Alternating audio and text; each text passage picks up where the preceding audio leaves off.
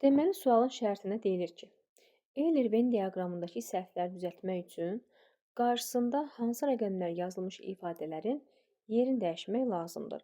Bu sualı etmək üçün birinci növbədə biz doğru-yanlış olanları qeyd edirik və hansı yanlışdır, hansı doğruna əvəz oluna bilər, ona baxırıq. Məsələn, 5-iniz çox insanın işini görə bilərsiniz. Bildiyimizə görə say özündən sonraki ismi itirəndə simləşir. Məsələn, 5 nəfər nəzərdə tutub, 5 adam məsələn nəzərdə tutub, amma 5-iniz kim? Daha nə qədər sualına cavab vermədi. Çox isə nə qədər sualın artıq cavab verdi, funksiyasını qorudu. Deməli, burada bizdə deyir ki, ismi aiddir. Onda biz üçbucaq, yəni 5-iniz olan sözü ismi aiddir, səhv götürürük burada. Bu səhvdir. Bu burada olmalı deyil. İsmi aid olan əslində baxın budur. Çox sözüdür, yəni ki, çox insan. Say ismi aiddir. Adlı halın sualına cavab verir. Bəli, bax bu tamamilə doğrudur. Çünki 5-iniz kim? Adlı halın sualıdır. 2 doğrudur. Yəni 2-ni heç bir şeylə dəyişmək olmaz.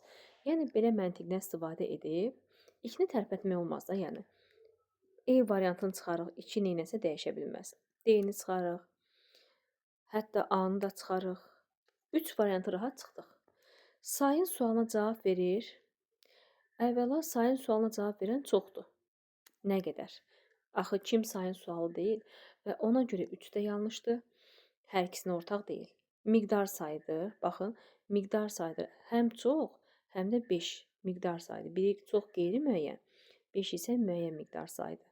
Yəni bu burada səhvdir. Niyə görə? Tək buna deyil, ikisinə də aiddir. Bunun yeri dəyişəcək. Yəni miqdar sayı 4 gəlməlidir bura.